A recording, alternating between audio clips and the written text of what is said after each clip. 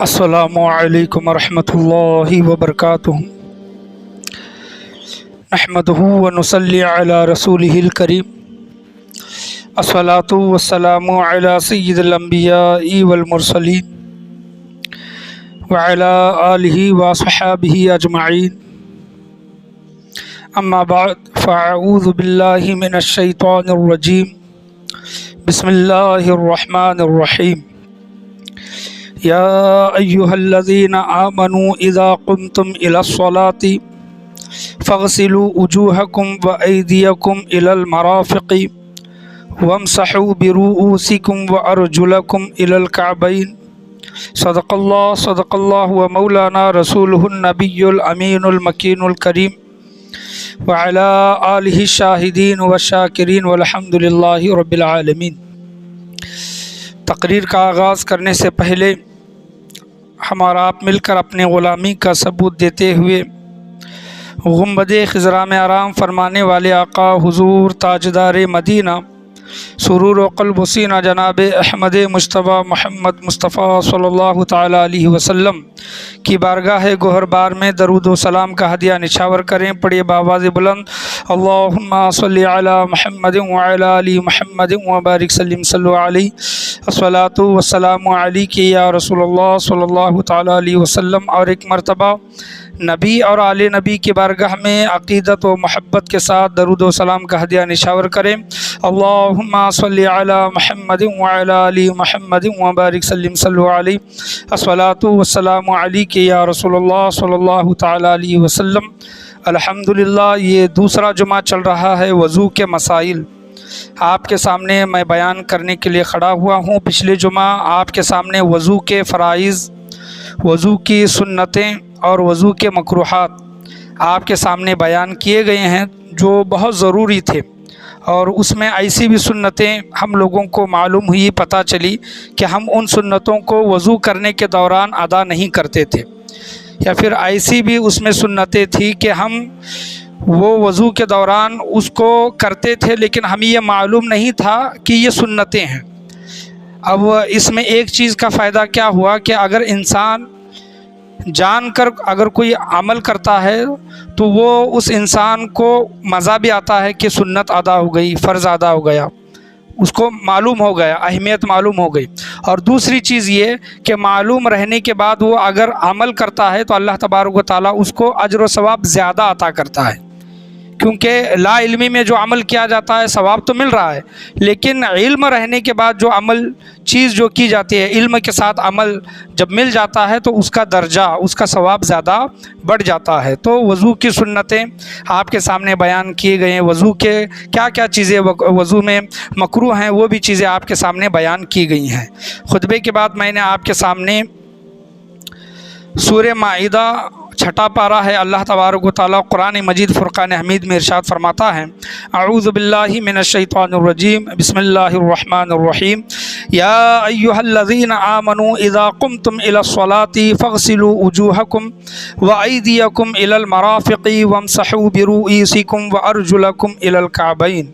अल्लाह तबारक व तआला कुरान मजीद फ़ुरक़ान हमीद में वज़ू के मुताल्लिक़ इरशाद फरमाता है कि ऐ ईमान वालो, जब तुम नमाज़ पढ़ने का इरादा करो तो अपने मुँह और कोनियों तक हाथों को धो, यानी अपने मुँह को धो, पूरा चेहरा धो और हाथों को कोनियों तक धो।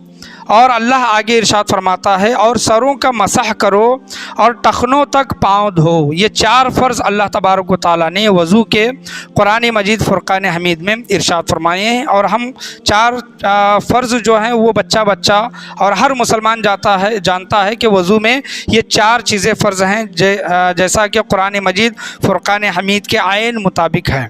अब मैं पिछले जुमा आपके सामने बयान किया था कि आपने वज़ू के फ़र्ज़ सुने, आपने वज़ू के फ़र्ज़ को देखा, आपने वज़ू के सुन्नतें देखी, आपने वज़ू के मकरूहात देखें, जो मुस्तहबात जो चीज़ है, मुस्तहब जो चीज़ है वज़ू में, इंशाअल्लाह अज़्ज़ व जल आज वह आपके सामने बयान करने की कोशिश की जाएगी कि वज़ू में कितने मुस्तहब हैं और वज़ू को तोड़ने वाली कौन कौन सी चीज़ें हैं। हमारे अंदर गलत चीज़ें रच बस गई है कि गाली देने से वज़ू टूटता है और नापाक कोई चीज़ पैर में आ जाने की वजह से वज़ू टूटता है, कोई गंदी चीज़ हमें लग गई तो इससे वज़ू टूटता है, कोई हमें बरहना बग़ैर कपड़ों के देख लिया तो वज़ू टूटता है, खून आ गया तो कितना खून आने से वज़ू टूटता है, कितना पीप आने से वज़ू टूटता है। इंशाअल्लाह अज़्ज़ व जल वज़ू को तोड़ने वाली जो 8 जो चीज़ें हैं, याद रखें कि ये इन 8 चीज़ों के अलावा वज़ू को कोई भी चीज़ नहीं तोड़ सकती। इंशाअल्लाह अज़्ज़ व जल वो आपके सामने बयान करने की कोशिश की जाएगी। अब यहाँ पर मैं मुस्तहब चीज़ें आपके सामने, वज़ू के मुस्तहबात बयान करने से पहले मैं आपके सामने चंद चीज़ों का यहाँ पर ज़िक्र करूँगा ताकि इसका इल्म होना बहुत ज़रूरी है। अब फ़र्ज़ चीज़ जिसको बोलते हैं कि उसका अदा करना बहुत ज़रूरी है। अगर फ़र्ज़ में गलती हो गई तो वो चीज़ सही नहीं होगी, काबिल कबूल नहीं होगी। और फ़र्ज़ के बाद जिसका दर्जा आता है वो है वाजिब का। अगर बाज़ औक़ात अगर देखेंगे तो वाजिब भी फ़र्ज़ ही के दर्जे में है, यानी जिस तरह अगर कोई फ़र्ज़ नमाज क़ज़ा होती है तो उसका अदा करना बहुत ज़रूरी है, क़ज़ा का अदा करना बहुत ज़रूरी है, इसी तरह वाजिब का भी अदा करना बहुत ज़रूरी है अगर वो चीज़ें क़ज़ा होती हैं। तो फ़र्ज़ और वाजिब ये 2 चीज़ें हैं, और वाजिब का दर्जा फ़र्ज़ के बाद आता है। और वाजिब के बाद जो चीज़ है वो है सुन्नत मुअक्कदा। सुन्नत मुअक्कदा उसको बोला गया है कि हुज़ूर सल्लल्लाहु ताला अलैहि वसल्लम ने वो अमल बार बार किया है और उसको तर्क नहीं किया। सुन्नत मुअक्कदा उस चीज़ को बोला जाता है कि आप सल्लल्लाहु ताला अलैहि वसल्लम ने कसरत से उस चीज़ को किया और आप सल्लल्लाहु अलैहि वसल्लम ने उस चीज़ को तर्क नहीं किया, इसको सुन्नत मुअक्कदा बोला गया है। और सुन्नत गैर मुअक्कदा, अब सुन्नत मुअक्कदा के मानी आप समझ लें कि ज़ोहर से पहले जो 4 रकात जो सुन्नत पढ़ते हैं ये सुन्नत मुअक्कदा है, और फजर की नमाज़ में फ़र्ज़ से पहले जो 2 रकात सुन्नत पढ़ते हैं ये भी सुन्नत मुअक्कदा है, और ज़ोहर की नमाज़ के बाद जो सुन्नतें पढ़ते हैं, मगरिब की नमाज के बाद जो सुन्नतें पढ़ते हैं, ईशा की फ़र्ज़ नमाज के बाद जो सुन्नतें पढ़ते हैं, ये सुन्नत मुअक्कदा है। और सुन्नत मुअक्कदा के मुतालिक बोला गया है कि अगर इंसान 1-2 बार छोड़ दे तो वो गुनहगार नहीं होगा, लेकिन अगर छोड़ने की आदत बना ले, यानी वक्त मिल रहा है, टाइम मिल रहा है, फिर भी वो चीज़ें अदा नहीं करता तो सुन्नत मुअक्कदा छोड़ने की वजह से वो इंसान गुनहगार होगा। तो कोशिश हत्तल इम्कान ये कोशिश करनी चाहिए कि सुन्नत मुअक्कदा को अदा किया जाए। सुन्नत मुअक्कदा के बाद दर्जा आता है, नंबर आता है सुन्नत गैर मुअक्कदा। सुन्नत गैर मुअक्कदा की तारीफ़ यह है कि इसको आप सल्लल्लाहु ताला अलैहि वसल्लम ने बार बार किया, सहाबा कराम ने बार बार उस अमल को किया, लेकिन कभी कभार किसी वजह से या फिर कोई वजह न भी रहने की वजह से उन चीज़ों को छोड़ दिया, इसको सुन्नत गैर मुअक्कदा बोला गया है। हमें जब कभी भी वक्त मिले तो सुन्नत गैर मुअक्कदा पर भी अमल करना चाहिए, और कभी कभार तबीयत कहे कि नहीं पढ़ना चाहिए या फिर दिल ना करे पढ़ने का, अगर छोड़ देंगे तो गुनहगार नहीं होंगे। और यहाँ तक उलमाए कराम बयान करते हैं कि अगर बार बार भी अगर छोड़ देंगे तो गुनहगार नहीं होंगे। सुन्नत गैर मुअक्कदा कौन सी वो नमाज़ें हैं कि असर की नमाज से पहले जो 4 रकात जो सुन्नत पढ़ी जाती है वो सुन्नत गैर मुअक्कदा है, और इशा की नमाज से पहले जो 4 रकात जो सुन्नत पढ़ी जाती है वो सुन्नत गैर मुअक्कदा है। आप सल्लल्लाहु ताला अलैहि वसल्लम ने, सहाबा कराम ने उसको बार बार किया, लेकिन कभी कभार बीच में छोड़ दिया, इसको सुन्नत गैर मुअक्कदा बोला जाता है। अब दूसरी सुन्नत गैर मुअक्कदा के बाद जिसका नंबर आता है वो चीज़ है मुस्तहब, यानी आप सल्लल्लाहु ताला अलैहि वसल्लम ने कभी कभार किया और कभी कभार छोड़ दिया। मुस्तहब इसके मुतालिक बोला गया है कि अगर आप मुस्तहब पर अमल करेंगे तो आपको सवाब मिलेगा, अगर आप अमल नहीं करेंगे तो आपको गुनाह नहीं मिलेगा। अगर आपने वो चीज़ें छोड़ दी तो आप गुनहगार नहीं होंगे, लेकिन अगर आप अमल करेंगे तो उसका आपको सवाब मिलेगा, इसको मुस्तहब बोला गया है। और मुस्तहब के बाद जिसका दर्जा आता है वो है मुबाह। मुबाह यानी अगर आप करेंगे तो ना आपको सवाब मिलेगा ना आपको गुनाह मिलेगा, जैसा खाना पीना उठना बैठना ये जो चीज़ें हैं ये मुबाह चीज़ें हैं, ये करने से ना सवाब मिलता है और ना गुनाह मिलता है। ये चीज़ें हैं, ये फ़र्ज़, वाजिब, सुन्नत मुअक्कदा, सुन्नत गैर मुअक्कदा, मुस्तहब और मुबाह की चीज़ें आपके सामने बयान करने की कोशिश की गई है। अभी जो वज़ू के मुस्तहबात में से, वज़ू के मुस्तहबात बहुत हैं, बहुत ज़्यादा उसका ज़िक्र आया है, लेकिन मोटा मोटा जहाँ पर समझने के लिए और ज़्यादातर किताबों में जो चीज़ें आई हैं, वज़ू में कितने मुस्तहबात हैं, वज़ू में कुल जमा करके उलमाए कराम ने किताबों में जो जमा करके जो बयान किया है वो 18 मुस्तहबात हैं। कितने मुस्तहब हैं? 18। अब देखेंगे जब हम वज़ू कर रहे हैं और वज़ू करते वक्त ये मुस्तहबात चीज़ें अगर हमारे जहन में रहेंगी और वज़ू करते वक्त उन चीज़ों पर हम अगर अमल करेंगे तो हमें सवाब मिलेगा, अगर अमल नहीं करेंगे तो गुनहगार नहीं होंगे लेकिन सवाब से महरूम हो जाएंगे। तो 18 चीज़ें वज़ू में क्या क्या चीज़ें 18 वो मुस्तहब हैं आपके सामने मैं बयान करूं। ऐसे तो बहुत हैं लेकिन 18 चीज़ों का ज़िक्र आपके सामने बयान किया जा रहा है जो बहुत ज़रूरी है। कि वज़ू में जो पहला मुस्तहब है, जो आज़ा जोड़े हैं मसलन दोनों हाथ पाँव, उनमें से दाहिने यानी सीधे तरफ से धोने की इब्तिदा करें। यानी 2 हाथ हैं और 2 पैर हैं, अब दोनों हाथों में दोनों पैरों में अगर किसी को धोना है तो सबसे पहले किस तरफ से शुरुआत की जाए? सीधे तरफ से शुरुआत की जाए, यानी सीधे हाथ और सीधा पैर, पैर से इसकी शुरुआत की जाए। मगर देखें कि 2 हाथ हैं, 2 पैर हैं, 2 गाल भी हैं, 2 गाल भी हैं। तो यहाँ पर ऐसा नहीं कि एक गाल को पहले धोया जा रहा है फिर दूसरे गाल को बाद में धोया जा रहा है, नहीं, बल्कि ये पूरे चेहरे में आते हैं। सिर्फ हाथ और पाँव के मुतालिक जो बोला गया है कि हाथ और पाँव अगर धो रहे हैं तो सीधे तरफ से उसकी शुरुआत करें, और अगर दोनों गालों को अगर धोना है, चेहरे को धोना है, तो दोनों हाथों को एक साथ पूरे चेहरे को और दोनों गालों को धोना है।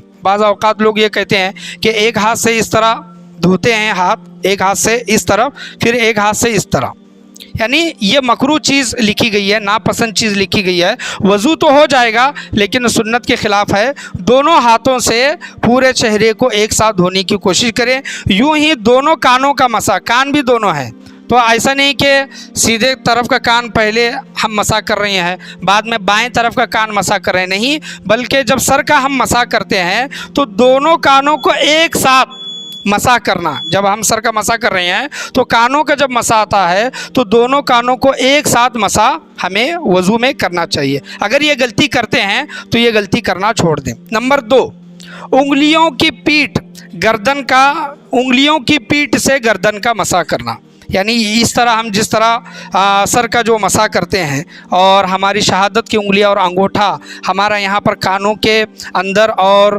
कानों के पीछे जो इस्तेमाल हो रहा है, और ये उंगलियों की जो पीठ है तो इस तरह ये एक हाथ घुमाना, इस तरह ये दूसरा हाथ घुमाना, ये इस तरह हाथ की पीठ यानी उंगलियों की पीठ से गर्दन का मसा करना, ये मुस्तहब लिखा गया है।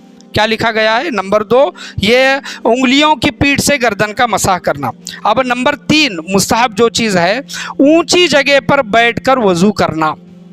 ऊंची चीज़ क्यों लिखा गया है कि जब हम वज़ू कर रहे हैं तो वज़ू का पानी डायरेक्ट हमें हमारे कपड़ों पर, हमारे बदन पर ना लगे वापस वो पानी उल्टा, तो इस वजह से ऊंची जगह पर बैठकर अगर वज़ू करेंगे तो वज़ू का जो पानी गिर रहा है वो बदन को और कपड़ों को कम लगेगा। इसी वजह से ऊंची जगह पर बैठकर वज़ू करना ये मुस्तहब है। नंबर 4, वज़ू का पानी पाक जगह गिराना, यानी किसी गंदी जगह पर बैठकर या फिर ऐसी जगह पर जहाँ पर बैठे हैं जहाँ पर नजासत वगैरह गिरी है, ऐसी जगह पर बैठकर वज़ू नहीं करना चाहिए। वज़ू का पानी पाक जगह गिरना चाहिए। अगर वो कपड़ों को लग भी रहा है तो नजिस पानी नहीं लगेगा, नजासत नहीं लगेगी, बल्कि पाक जगह गिरने की वजह से अगर वो पानी लगता भी है तो इंसान का कपड़ा, इंसान का बदन नापाक नहीं होगा। तो पाक जगह यानी जगह देखिए जहाँ पर वज़ू कर रहे हैं वो पाक है कि नहीं। नंबर 5, अपने हाथ से वज़ू का पानी भरना,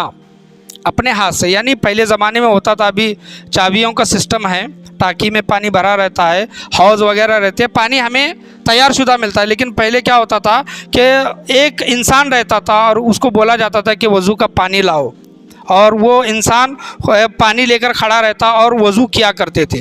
تو مستحب چیز کیا ہے کہ اپنے ہاتھ سے وضو کا پانی بھرنا، یہ بھی اس میں بھی ثواب ہے، یہ بھی مستحب ہے کہ پانی اگر وضو اگر ہم کر رہے ہیں تو بالٹی ہم خود بھریں یا پھر چابی ہم خود چلائیں، کسی نوکر وغیرہ کو اپنے ماتحت کو وہ کام کرنے نہ دے، خود وہ عمل کریں، وہ کام کرے، اس میں ثواب زیادہ ہے۔ نمبر 6، دوسرے وقت کے لیے پانی بھر کر رکھنا، یعنی ابھی جمعہ کے لیے ہم نے وضو کیا، ابھی عصر کے لیے ہم پانی بھر کر رکھ رہے ہیں، یہ بھی مستحب چیز بولی گئی ہے تاکہ پانی بھرنے میں وقت نہ لگے، وضو کرنے میں وقت نہ لگے، جلد از جلد پانی اویلیبل ہے، پانی بھر کر رکھا ہے تو فوراً وضو کر کے مسجد کی طرف آ جائیں۔ اس وجہ سے یہ چیز مستحب بولی گئی ہے کہ دوسرے وضو کے لیے پانی بھر کر رکھنا، دوسرے وقت کے لیے پانی بھر کر رکھنا۔ نمبر 7، بلا ضرورت وضو کرنے میں دوسرے کی مدد نہ لینا، یہ بھی مستحب ہے۔ یعنی مثال کے طور پر سمجھ لیں کہ ایک انسان ایک لوٹے سے وضو وغیرہ نہیں کر سکتا تو وہ دوسرے انسان کو بول رہا ہے کہ تم تھوڑا اپنے لوٹے سے پانی ڈال دو، میں تھوڑا ہاتھ دھو لوں، چہرہ دھو لوں، تو دوسرے کی مدد نہ لینا یہ مستحب ہے، خود وہ چیز کریں، خود وہ عمل کریں، یہ چیز مستحب ہے۔ نمبر 8، ڈھیلی اگر انگوٹھی ہے وضو کرتے وقت اس کو گھمانا، اس کو پھرانا۔ اگر ٹائٹ انگوٹھی ہے تو اس کو گھمانا، اس کو وہاں سے ہٹانا، یہ تو فرض ہو گیا، کیونکہ جہاں پر انگوٹھی پہنے ہوئے ہیں اگر وہ گھومتی نہیں اور اوپر نیچے نہیں ہوتی، یاد رکھیں کہ انگوٹھی کے نیچے کا اتنا حصہ سوکھا رہے گا، تو اس وجہ سے اگر ڈھیلی بھی انگوٹھی ہے تو وضو کے دوران اس کو گھمانا، اس کو پھرانا کیا ہے، یہ مستحب لکھا گیا ہے۔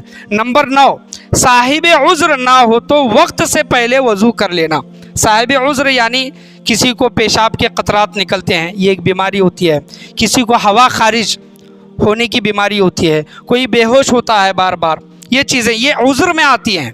اگر انسان صاحب عذر نہیں ہے، یعنی ہوا خارج نہیں ہو رہی ہے یا پھر پیشاب کے قطرے وغیرہ نہیں نکل رہی ہیں اور 2-3 گھنٹے اس کا وضو وغیرہ رہتا ہے، تو اس کے متعلق بولا گیا ہے کہ اگر صاحب عذر نہ ہو تو وقت سے پہلے، یعنی نماز کا وقت آنے سے پہلے وضو کر کے تیار رہنا، یہ مستحب ہے۔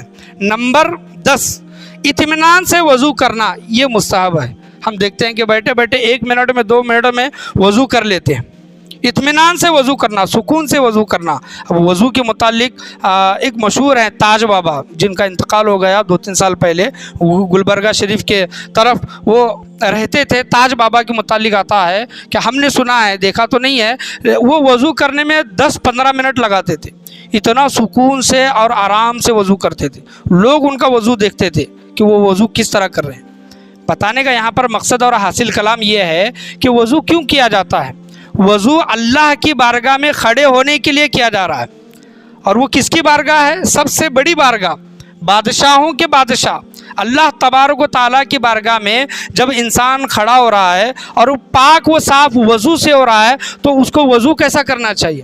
تو تاج بابا کے متعلق سننے میں آتا تھا کہ وہ وضو کو 10-15 منٹ آرام سے اطمینان سے کیا کرتے تھے، اسی طرح اطمینان سے وضو کرنا چاہیے اگر وقت ہے تو۔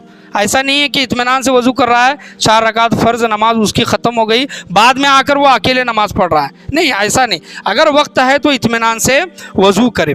نمبر 11، کانوں کے مسح کے وقت چھنگلیاں کان کے سوراخ میں ڈالنا، یعنی چھوٹی جو انگلی رہتی ہے، یہ چھوٹی انگلی سمجھ لیں یا پھر شہادت کی انگلی سمجھ لیں، کہ وہ کانوں کے اندر ڈال کر گھمانا سر کا مسح کرتے وقت، یہ مستحب لکھا گیا ہے۔ نمبر 12، کپڑوں کو ٹپکتے ہوئے قطرات سے بچانا۔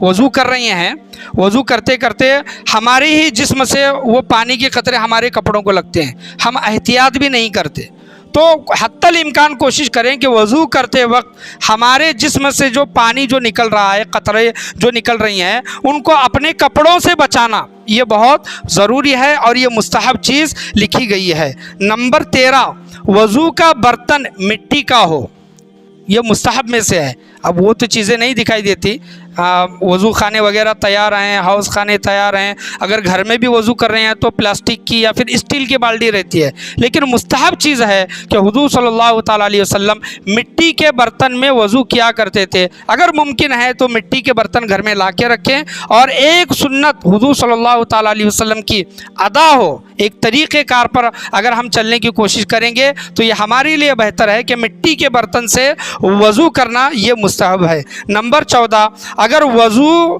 का बर्तन लोटा हो तो बाईं तरफ रखना, लेफ़्ट तरफ। लोटा है, वज़ू का लोटा है समझ लें, और उससे हम वज़ू कर रहे हैं तो उसको सीधी तरफ ना रखें बल्कि बाईं तरफ रखें। हुज़ूर सल्लल्लाहु ताला अलैहि वसल्लम ने उसको बाईं तरफ रखा था। तो ये भी सुन्नत है, ये भी मुस्तहब है। मुस्तहब के मुतालिक मैं ये बोलूँगा आपके सामने कि मुस्तहब के मानी सुन्नत, लेकिन आप सल्लल्लाहु ताला अलैहि वसल्लम ने कभी कभार उसको किया, कभी छोड़ दिया।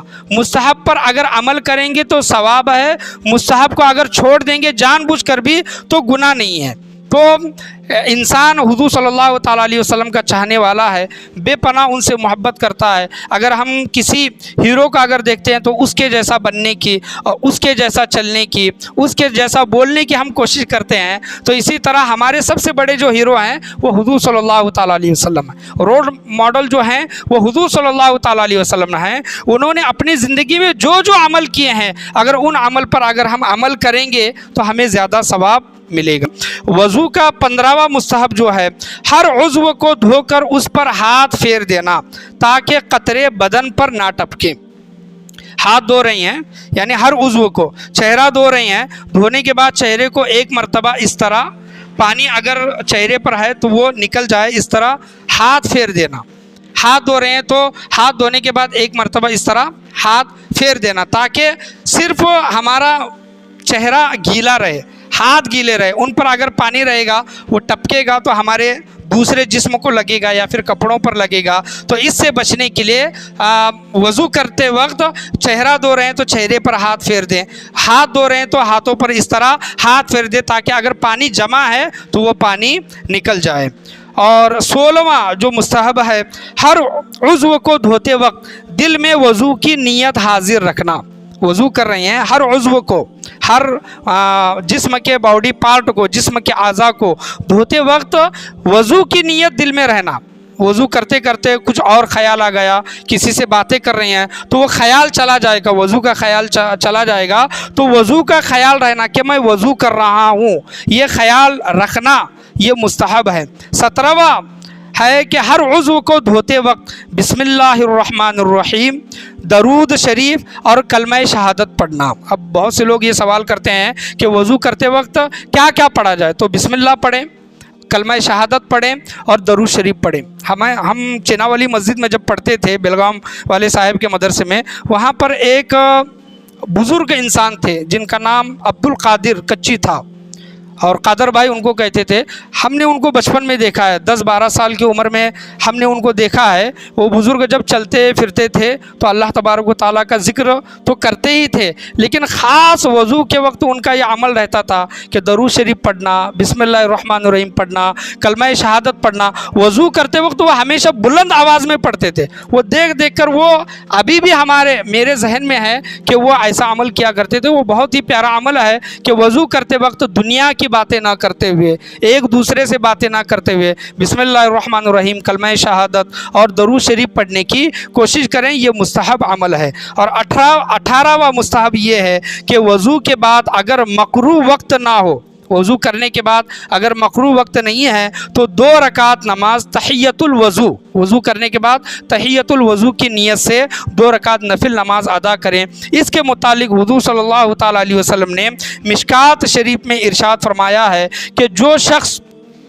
कामिल वज़ू करके, अच्छे तरीक़े से वज़ू करके 2 रकात नमाज अल्लाह तबारक व तआला को राज़ी करने के लिए तहियतुल वज़ू की नमाज अगर पढ़ता है, अल्लाह तबारक व तआला उस पर जन्नत वाजिब कर देता है। सुभान अल्लाह, जन्नत वाजिब हो जाती है तहियतुल वज़ू की नमाज़ पढ़ने की, जो आदत डाल लेता है अल्लाह तबारक व तआला को राज़ी करने के लिए।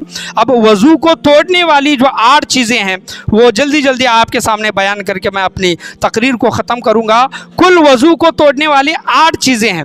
اس کے علاوہ وضو کو کوئی چیزیں نہیں توڑ سکتی. یہ دیکھیں کہ سب میں پہلا وضو کو توڑنے والی چیز ہر کوئی جانتا ہے, اور اس میں چند چیزیں ایسی ہیں جن کو اگر معلوم نہیں ہے تو اس کا علم رہنا بہت ضروری ہے. نمبر 1, پاخانہ پیشاب کرنا یا ان دونوں راستوں سے کسی اور چیز کا نکل جانا. پاخانہ یا پھر پیشاب کرنا یا پھر پاخانہ یا پھر پیشاب کی جگہ سے کسی اور چیز کا نکلنا وضو کو توڑ دیتا ہے. نمبر 2, ریح یعنی ہوا کا نکلنا, ہوا خارج ہونا, گیس کا نکلنا وضو کو توڑ دیتا ہے. یہ ہر کوئی جانتا ہے. نمبر 3, بدن کے کسی جگہ سے خون یا پھر پیپ کا نکل کر بہہ جانا. بہنے کا یہاں پر حکم ہے. اب یہاں پر ہوتا ہے ناخن نکال رہے ہیں, ناخن نکالتے وقت تھوڑا سا خون اگر آ گیا تو یہ سوچتے ہیں کہ وضو ٹوٹ گیا. دانت میں کچھ کاڑی وغیرہ ڈال رہے ہیں اور ڈالنے کے بعد تھوڑا اگر خون آتا ہے تو یہ سوچتے ہیں کہ وضو ٹوٹ گیا. اتنا خون نکلنے سے وضو نہیں ٹوٹتا. پھنسی کسی نے پھوڑی, پھنسی پھوڑنے کے بعد پیپ نکلتا ہے یا پھر خون نکلتا ہے یا پھر خون اور پیپ نکلنے کے بعد پانی جو نکلتا ہے تو یہ سوچتے ہیں کہ وضو ٹوٹ جاتا ہے. نہیں, اس کے متعلق علماء کرام بیان کرتے ہیں کہ سمجھے کہ کسی نے پھنسی پھوڑی اپنے چہرے کی, پھنسی پھوڑنے کے بعد صرف تھوڑا خون باہر آیا, ناخن نکال رہا تھا تھوڑا خون باہر آیا, اس سے اتنے سے وضو نہیں ٹوٹے گا. ہاں اگر وہ وہاں سے وہ پوچھ لیتا ہے, پوچھنے کے بعد پھر خون آ رہا ہے, پوچھنے کے بعد پھر خون آ رہا ہے, اگر وہ نہ پوچھتا تو وہ خون وہاں سے بہہ جاتا, پیپ بہہ جاتا, یا پھر گندا پانی جو ہے وہ بہہ جاتا. بہہ جانا یعنی پسینہ جس طرح بہہ رہا ہے اس طرح وہ خون بہہ جاتا, پیپ بہہ جاتا یا پھر گندا پانی بہہ جاتا. یہ وضو کو توڑے گا. صرف خون نکلنے سے, تھوڑا پیپ نکلنے سے, تھوڑا پانی نکلنے سے وضو نہیں ٹوٹتا. یہاں پر جو بولا گیا ہے بدن کے کسی جگہ سے خون یا پھر پیپ کا نکل کر بہہ جانا وضو کو توڑ دیتا ہے. نمبر 4, منہ بھر کے قے کرنا, الٹی کرنا.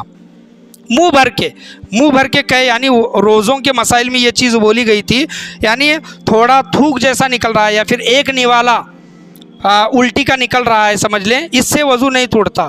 منہ بھر کے قے کرنا یعنی انسان کو اس کی اپنی الٹی اپنی قے کنٹرول میں نہیں ہے, یعنی وہ منہ بھر کے جو الٹی ہوتی ہے یہ وضو کو توڑتی ہے. تھوڑا نکل رہا ہے سمجھے کھکارنے کی وجہ سے, کھانسنے کی وجہ سے, تھوڑا بہت اناج کے دانے نکلے ہیں, تھوک نکلا ہے تو یہ وضو کو نہیں توڑتا. منہ بھر کے قے یا پھر الٹی کرنے سے وضو ٹوٹتا ہے. نمبر 5, لیٹ کر یا پھر سہارا لگانے سے وضو ٹوٹ جاتا ہے. اکثر جمعہ میں دیکھا جاتا ہے کہ تقریر سنتے نیند آتی ہے اور کرسی پر بیٹھ کر ٹیکا دے کے تقریر سنتے ہیں یا پھر دیوار کو ٹیک دے کر تقریر سنتے رہتے ہیں. نیند آتی ہے اور جب اذان دینے لگتے ہیں تب اٹھ کر نماز پڑھتے ہیں. تو یاد رکھیں کہ اگر انسان بغیر ٹیکا دیے بیٹھا ہے, بغیر ٹیک دیے, چاہے وہ کرسی پر ٹیک ہو یا پھر دیوار کو ٹیک ہو یا پھر کسی انسان کو ٹیک دیا ہو, اگر وہ بغیر ٹیک کے بیٹھا ہے, سو رہا ہے, اونگ رہا ہے تو اس طرح وضو نہیں ٹوٹے گا. ٹیک لگا کر سونے سے وضو ٹوٹتا ہے کیونکہ انسان کے جوڑ ڈھیلے پڑ جاتے ہیں اور اس سے یہ بیان کیا گیا ہے کہ اس کی ہوا بھی خارج ہو سکتی ہے. اس وجہ سے یہ بولا گیا ہے کہ ٹیک لگا کر سونا یہ وضو کو توڑ دیتا ہے. بیٹھ کر وہ بھلے آدھا گھنٹہ سویا ہے, کسی کو ٹیکا نہیں لگا بلکہ آدھا گھنٹہ وہ اونگ رہا ہے, آدھا گھنٹہ, تو اس کا وضو نہیں ٹوٹے گا. لیکن ٹیک لگا کر صرف 2 سیکنڈ وہ سو گیا تو اس کا وضو ٹوٹ گیا. یاد رکھیں ٹیک لگانے سے مطلب ہے, ٹیک نہیں لگانا چاہیے. ہوتا ہے کہ کوئی پیچھے دوست بیٹھا تو اس کو ٹیک لگا کر سوتے ہیں یا پھر دیوار کو ٹیک لگا کر سوتے ہیں, کرسی پر ٹیک لگا کر سوتے ہیں, تو ٹیک لگا کر نہیں سونا چاہیے. نمبر 6, بیماری یا کسی اور وجہ سے بے ہوش ہو جانا.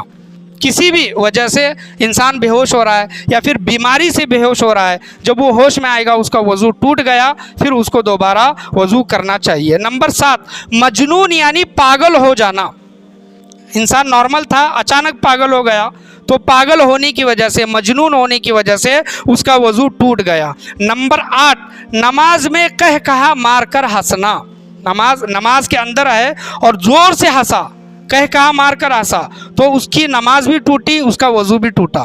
اب یہ نماز میں کہا مارنے کی وجہ سے وضو کیوں ٹوٹتا ہے؟ نہ اس میں پیشاب کر رہا ہے, پاخانہ کر رہا ہے, نہ ہوا خارج ہو رہی ہے, نہ خون پیپ وغیرہ نکل رہا ہے, نہ سو رہا ہے, لیکن نماز میں کہا مارنے سے وضو کیوں ٹوٹتا ہے؟ انشاءاللہ عز و جل وہ کبھی مسئلے مسائل میں وہ چیز آپ کے سامنے بیان کرنے کی کوشش کی جائے گی، کیونکہ یہ چیز میرے علم میں نہیں ہے کہ نماز میں قہقہ مارنے سے وضو کیوں ٹوٹتا ہے۔ اس کی وجہ بھی انشاءاللہ عز و جل کبھی آنے والے جمعہ میں آپ کے سامنے بیان کرنے کی کوشش کی جائے گی۔ تو یہ 8 چیزیں ہیں وضو کو توڑنے والی، اگر آپ سنے ہیں تو اس پر عمل کرنے کی کوشش کریں۔ آخر میں 2 حدیثیں ہیں کہ آپ صلی اللہ تعالیٰ علیہ وسلم نے ارشاد فرمایا، مسلم اور ترمذی شریف کی حدیث ہے کہ جو شخص وضو کرنے کے بعد آسمان کی طرف دیکھ کر انگلی اٹھا کر اشہد اللہ الہ الا اللہ و اشہد ان محمد عبدہ و رسولہ پڑھتا ہے، وضو کرنے کے بعد، وضو کرنے سے پہلے جو نیت پڑھتے ہیں وہ آپ کو معلوم ہے، وضو کرنے کے دوران بسم اللہ، درود شریف اور کلمہ شہادت پڑھنا، یہ بھی آپ کے علم میں آ گیا۔ وضو کرنے کے بعد کیا پڑھنا چاہیے؟ تو حضور صلی اللہ علیہ وسلم نے ارشاد فرمایا کہ کلمہ شہادت پڑھیں، اشہد اللہ الہ الا اللہ و اشہد ان محمد عبدہ و رسولہ۔ اس کے بعد ایک دعا بولی گئی ہے، اللہم اجعلنی من التوابین واجعلنی من المتطہرین، اے اللہ مجھے توبہ کرنے والوں میں سے اور پاک صاف رہنے والوں میں سے بنا۔ یہ 2 دعائیں پڑھنی چاہیے۔ حضور صلی اللہ تعالیٰ علیہ وسلم ارشاد فرماتے ہیں، مسلم اور ترمذی شریف کی حدیث ہے، وضو کرنے کے بعد جو انسان اشہد اللہ الہ الا اللہ اور اللہم اجعلنی من التوابین، یہ 2 دعائیں اگر پڑھتا ہے، اللہ تبارک و تعالیٰ اس انسان کے لیے جنت کے 8 دروازوں کو کھول دے گا۔